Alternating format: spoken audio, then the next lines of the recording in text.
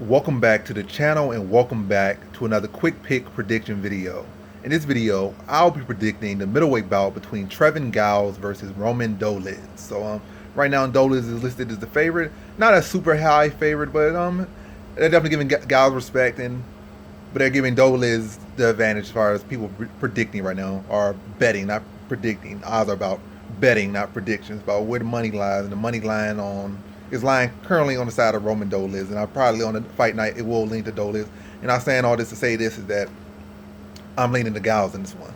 When I look at Dolidze, his striking looks pretty stiff, telegraphed in a lot of ways. And when I look at even his performances outside of UFC, in actuality, a lot of them weren't submissions. It was knockouts, and it was just like some of the real amateurs looking technique, or real low tier looking technique as far as the striking. Not a lot of fluidity, and him nor his opponents. And even against, I'm not saying his competition has been bad. It definitely hasn't been bad, but definitely outside of UFC wasn't the most stellar competition, especially in striking, just MMA wise, and in their striking skills. And they would call some pretty amateur stuff, like some sloppy looking spinning back fists, some sloppy overhands, some sloppy setups, stuff that you should have saw coming, but they would just have bad defensive fundamentals and bad striking fundamentals, or just lack thereof any fundamentals at times, and he was able to catch them with some sloppy stuff. And even in the UFC, he got the weakest competition they could give him in the light heavyweight division. And yes, he did stop his first opponent, but it was like it wasn't really set up. It would just happen almost in case, like he probably was trying to throw a body shot and his opponent just dipped down and hit his knee or ran into his knee. It wasn't so set up. But I'm going too much. And his last opponent, John Allen, a guy like both his opponents had like 3 losses in the UFC, or at least 1 loss and no wins in the UFC, or at least 2 losses or something in the UFC. Or well, definitely no wins. He fought opponents that didn't have wins and were on the lower rung as far as you can go in the light heavyweight division, which a lot of people say isn't the most stacked division. But I'm talking a lot of trash right now. But all I'm saying, I just don't think his striking is the cleanest. I saw him in a John Allen fight. Even in some of his fights outside of UFC, in the UFC and outside of UFC, he tries to force takedowns. He's not, like I said, striking not the most fluid, so that doesn't help with his takedown setups. And his takedown setups aren't the prettiest either.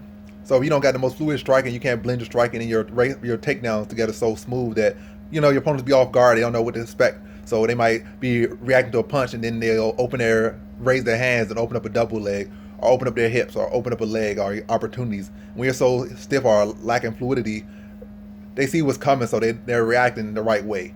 You're not throwing them off, and that's what I see with Dolidze. So a lot of his takedowns, if he were a little bit more, even a little bit more fluid, those takedowns would have score a lot more frequently. And even on the ground, I think he needs to work in also like position over submission, because he be trying to jump for submissions too much, and that's why he doesn't get them. And when I look at his resume, he hasn't really scored too many submissions inside his career. Matter of fact, I don't think he really, well, he might have scored at least 1 or 2, but in recent years, and especially at the UFC, he has not yet to score a submission.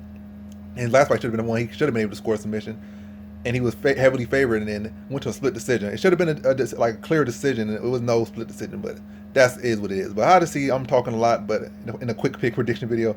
But I just think and I know Trevin Giles is a much slicker striker, much more fluid with his boxing, a much better boxer, much cleaner striker. And the stuff that his opponents left, couldn't fully capitalize on, that were slower and didn't have the cleanest of striking, and they were saying like the overhand was open a lot of times, the body shots, different things that were open. Trevin Giles will see those same punches. It will be a land where probably to catch him with straights, catch him with hooks, catch him over top, be faster. And coming down from 205 to 185, he's going to be the slower man.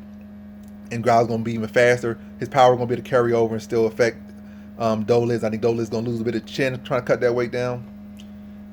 And he's not going to be able to have issues with the speed and have issues with the striking of Giles. And it's not like Giles has poor issues with wrestling defense. Let me just say one thing about Giles. I talked a lot about Dolidze, but Giles, you can say, he lost to these 2 guys. He lost to Merchard, and he lost to this other guy.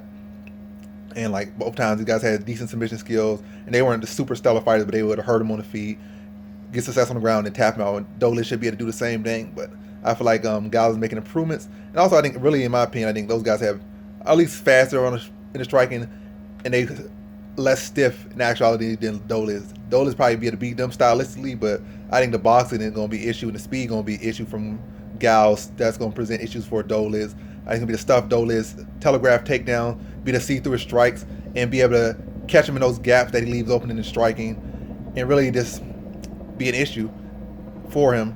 It's not like Giles has poor takedown defense. So I think with his speed, his boxing, his foot movement, it's going to be a hard target for anything Dolidze wants to land. It's going to be hard for Dolidze to get a hold of him. He might feel like he's going to have a strength advantage, which he probably will, but just having a strength advantage alone won't make you more successful at grappling, because you got to get a hold of the opponent. Now you got a faster opponent that's going to be even slipperier, and also the opponent that's not that weak at all. Giles is a pretty physically strong fighter as well. Good hips and should be as fast. Been popping with a jab, move, angle, spin him off, and just keep peppering up and walking into shots. Catch him around his guard, catch him over his guard, rip him to the body. I think he puts him out in the second round. I think Dolidze is going to find out that he has a lot more openings than he realized, and Giles is going to be taking advantage of those. And I see Giles put him away in the second round. So in this one, I got Trevin Giles via second round TKO.